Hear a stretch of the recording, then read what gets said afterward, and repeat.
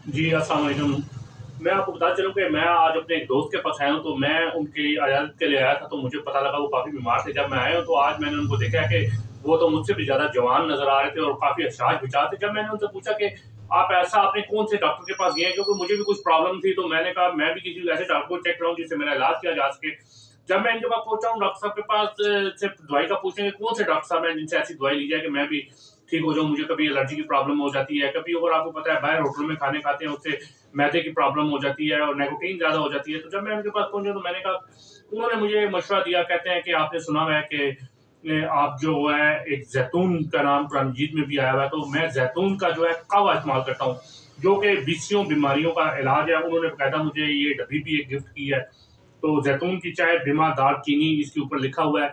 आपको पता है कि जो ज़ैतून है उसमें बेशुमार जो बीमारियाँ उनका इलाज है। उन्होंने कहा सिर्फ़ मैंने